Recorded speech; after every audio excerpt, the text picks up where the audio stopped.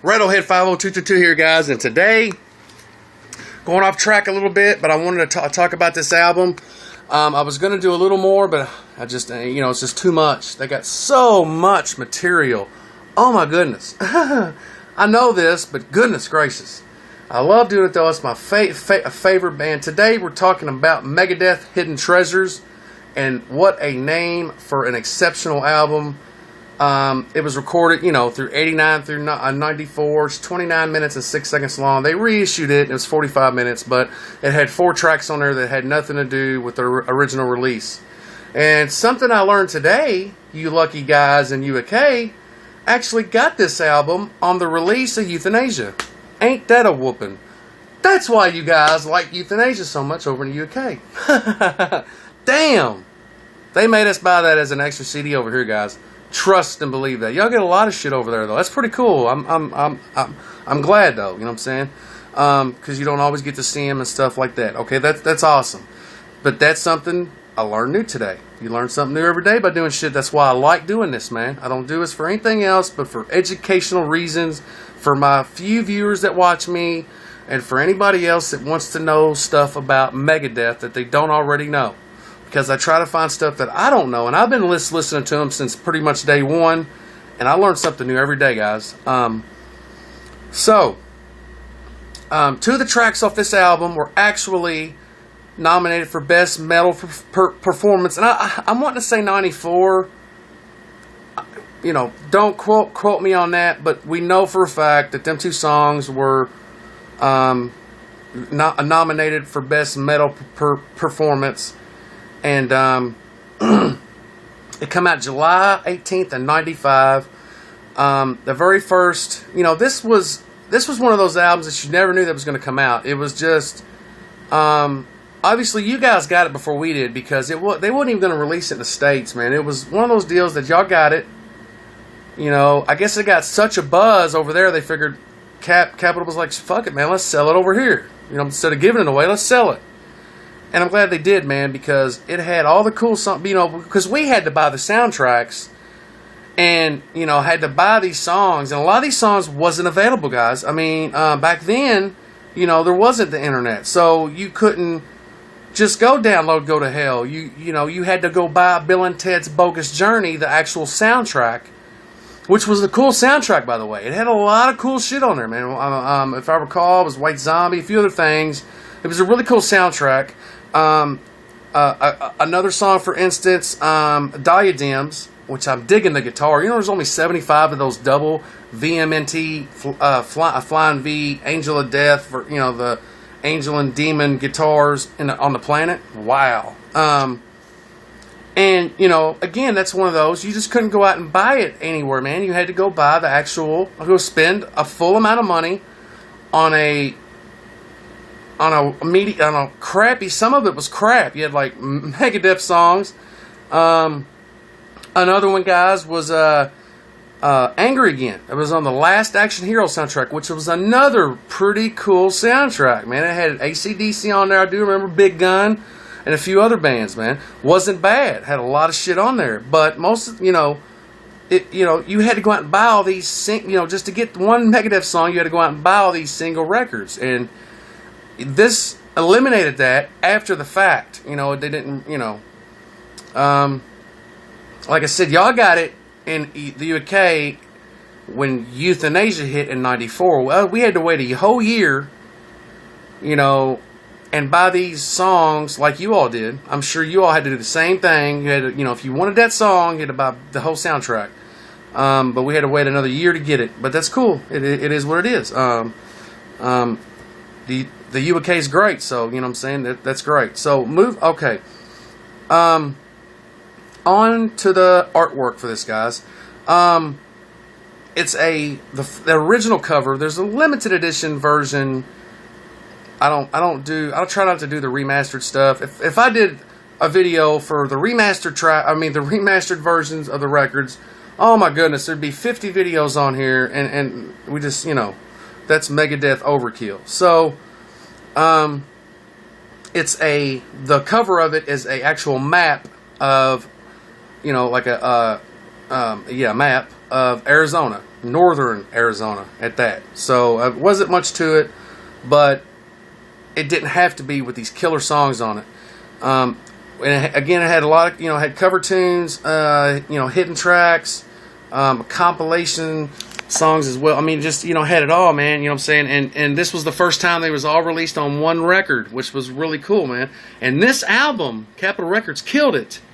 In like 2001, I think. They stopped printing it. So you can't just go out to the store and buy this album anymore. It's not happening. You can't do it. If you don't have it, you got to buy War Chest. And that's, again, a marketing thing, So let's go on to the tracks, guys.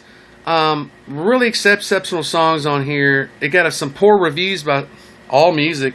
They usually do pretty good. They give them a 2. We're not even going to get into the reviews on this album. This is my review. It's a fucking excellent album. Talk about diversity. Song 1, No More Mr. Nice Guy, which we all know was originally released by Alice Cooper, Dave Mustaine's godfather. They don't even know how that came about. It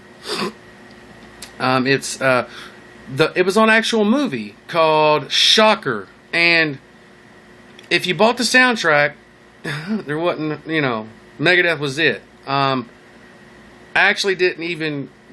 I never even bought that soundtrack because the song wasn't really that strong enough, and it played it on MTV 100 million times a day back then.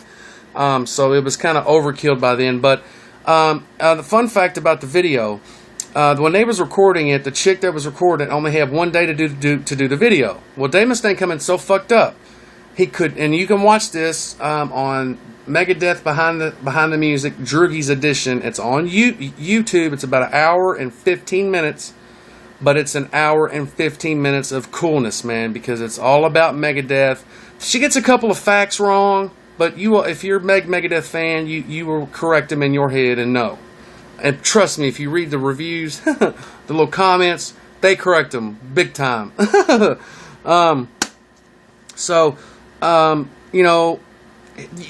couldn't play the guitar and sing. He can only do one or the other. So that's how fucked up he was, and we all know he's excellent. He's that good that he could. He was on the stage half the time fucked up. So he had to be really gone off. And if you actually look at it, he's fucked up. You can tell.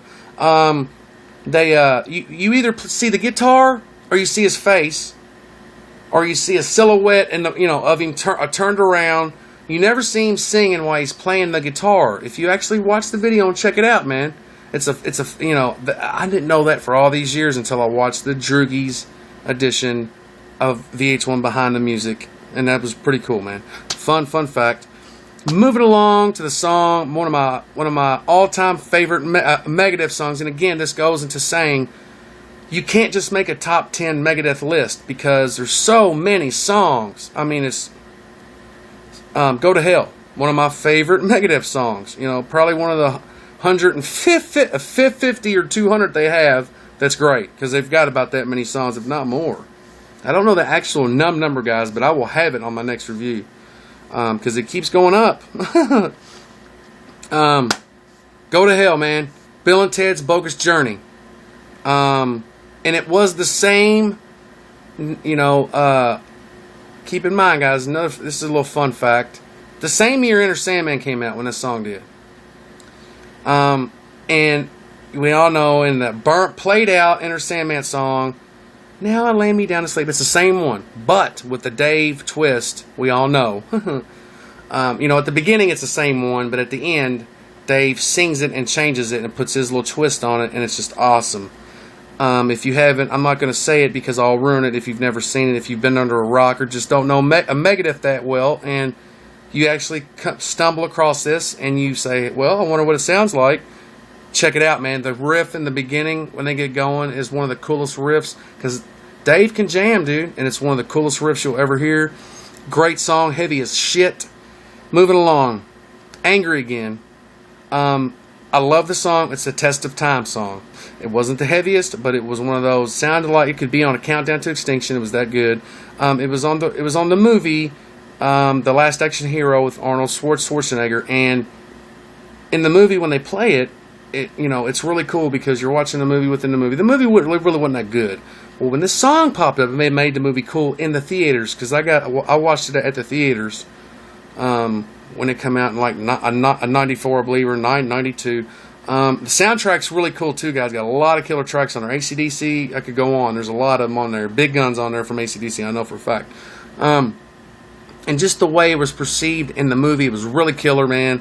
Loved the song. It's still great to this day.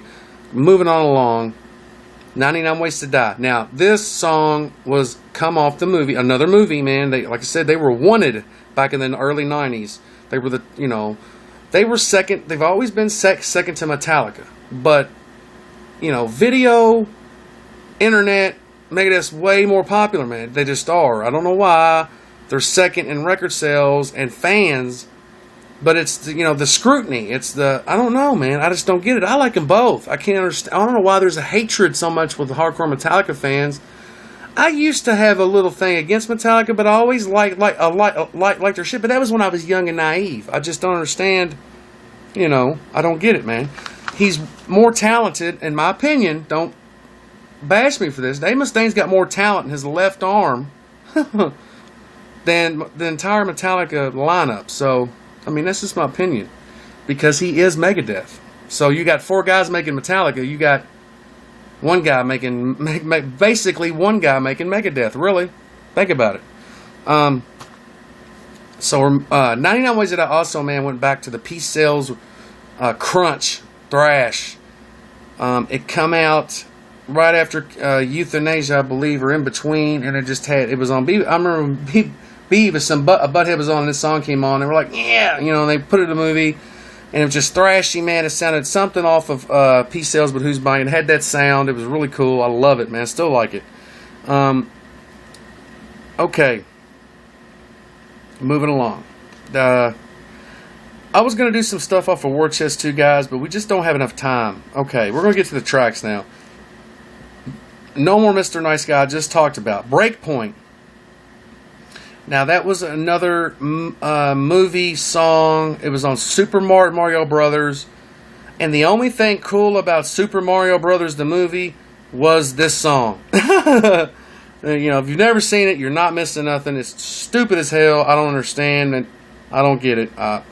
Moving along. Cool song. Killer intro. Killer riffs. Gets you. Has it all. We just talked about Go to Hell and Angry Again and 99 Ways to Die.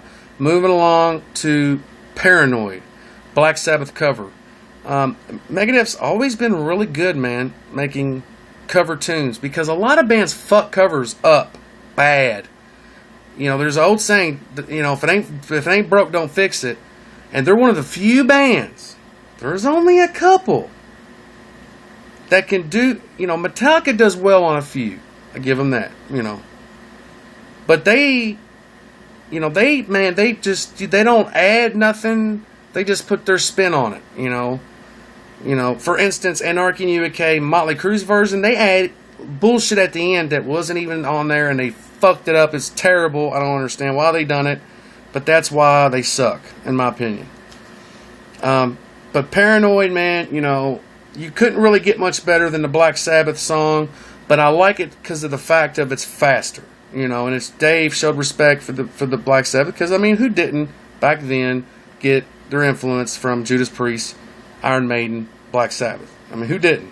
That's metal because of them guys. So, moving along, guys, Diadems. Now, that was another movie track. It was off Demon Knight.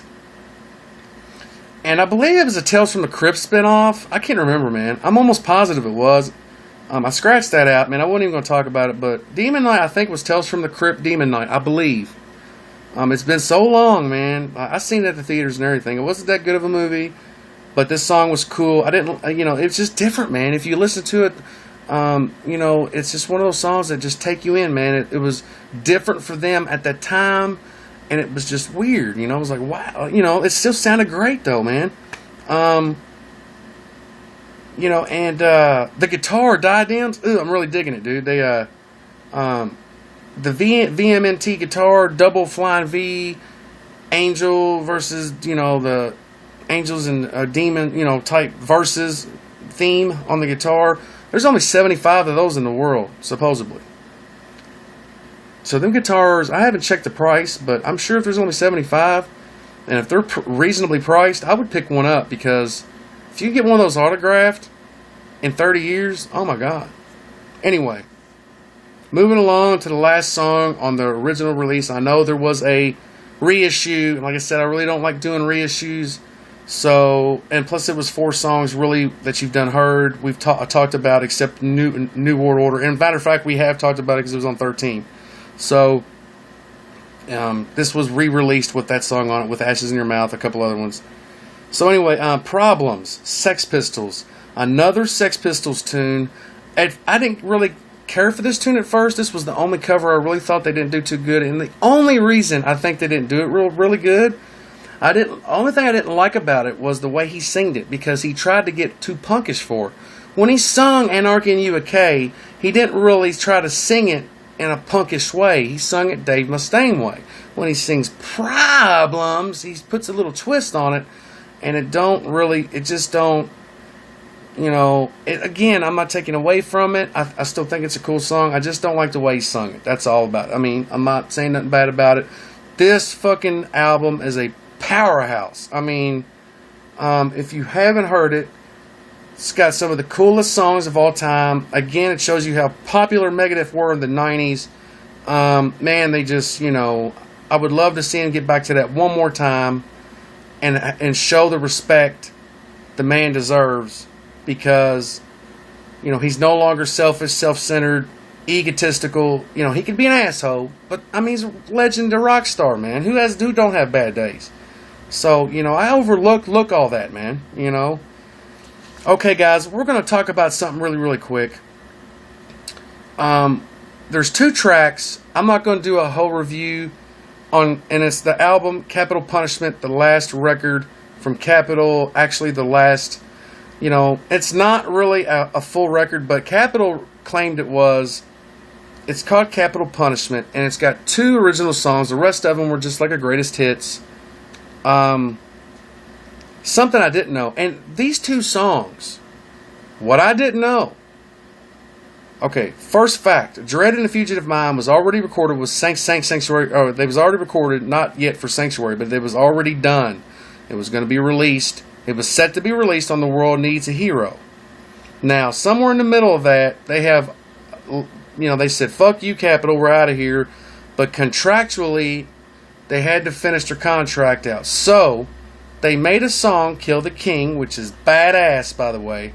And Capitol insisted, we're taking this song too. Because I don't know if they seen it, stole it, heard it, what. They said, we're taking it. But here's the fun fact.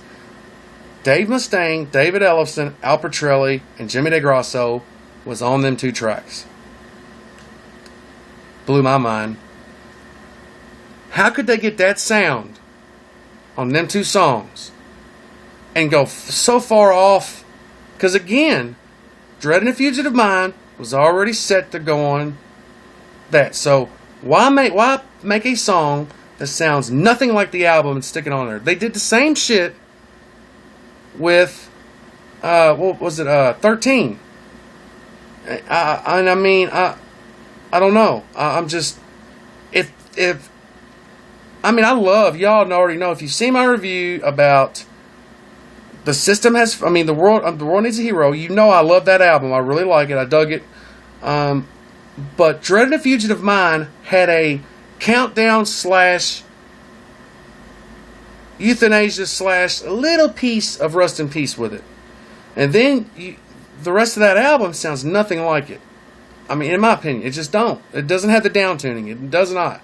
So, I'm just that right there. And the name Capital Punishment was, the relationship between band and label was memorialized with this title. And I'm really fucking astounded that Capitol, I think Dave pulled a fast one on them, you know what I mean? Because, or they were just like, fuck you 2, we'll do this, you know what I'm saying? And we'll get the last laugh. I don't know. But it was memorialized in the title to say that working for Capitol was a punishment. You know what I'm saying? So, I don't know if Dave pulled a fast one on how that worked out, but so Dave says, that's what the title was for. It was a punishment working for Capitol. Capitol released it as capital punishment. So I don't know. That's something. Well, I don't know if we'll ever know if Dave actually, the record company actually knew that. We don't know. Okay, Capitol was such a prick on this record. They wouldn't even use. Okay, Combat was. They signed with Combat on Killing, and then Dave was like, "Fuck, we need to be on a big record label." Made them sell Megadeth to Capitol, but they had to work out their contract through a few albums, which is why Combat is on the first few albums. Okay, we know this. Capitol, would not allow anything from Killing Is My Business, and I'm not sure why. I do understand, because it's a different label. They didn't want their shit to be on there. But come on, man, it's the greatest hits. You could have put Rattlehead on there. There's so many good songs off that album, and it's always overlooked. And it's these big fucking record companies, not taking anything away from Capitol Records, but that's why that album, man, that album is one of the best Megadeth albums of all time. Only if you're a Megadeth fan do you appreciate it. Because half the world that isn't a real big Megadeth fan has never really heard it all. It's a really good fucking album. Anyways, I'm going too much into that. Okay, so I'm not really going to get into the actual album because, we don't have the time, and I'm boring y'all probably. It sold over 200,000 copies in the States, and they killed it. They stopped making it. Now, I don't know if they did that so Dave couldn't get royalties on it. It doesn't matter because Universal's getting the entire catalog, but I don't know. But they stopped. They only got 200,000 copies. I got it the first day it came out, and they sold out everywhere. And in 2005, they just stopped making it. They said, fuck it. We're done. So, again, that was another album they just stopped making. So, if you don't actually have the original copies and just can't find it, you're not going to find it. And brand new, you're not. Neither one of these albums you won't find brand new. You might find them online somewhere, but you ain't going to get them no more, man, if you ain't got them. You can get war chests and have them, but you're not going to buy them new. You're just not. Okay, and unless Universal reissues all their records, you know what I mean? I don't know. I don't know how that's going to work out, but as of now, you cannot. Okay. Kill the King. Again, I thought Marty Friedman was on this. I don't know why. It just sounded like something he was on before he left. It was not. Fucking killer tunes, man. These two songs made me buy that album. That's how good they were. Because I thought, why buy all the... I got all the Megadeth albums at the time. Why go out and buy this CD? Because of them two songs. Everybody bought it. When they heard Kill the King, oh my God. And they didn't even, Capitol didn't even put out there, hey, we got two on there. They just released Kill the King because they knew, man, you released that fucking song. These people are going to buy this album. And we're going to go ahead and give them two to make sure they buy it. You know what I'm saying? And that was smart. Because I bought it immediately. I didn't even care that it had... Oh, and there's a hidden track on there too, guys. If you don't know, I'm sure you do. If you're a Megadeth fan. But if you're not, and stumble upon this, if you play it, fast forward the CD some, you will hear a multitude of songs mixed in kind of like dubbishly in and out. Like Peace Sales, and it'll come in and out, and it'll be Tornado Souls, and it's a bunch of their songs, man, in and out, in and out, in and out. It sounds weird, you know what I'm saying? But it's a hidden track. It's pretty cool, because it's Megadeth, man. Fucking A. Alright, guys, I am about out of words to say right now. Thoughts and opinions. Subscribe if you haven't. Rattlehead50222. Follow me on Twitter at Rattlehead50222. I'll follow everybody back. Find me on Facebook at Metal Videos 365. Rattlehead50222, the starting reviewer, out of here. Everybody have a fucking thrashing evening.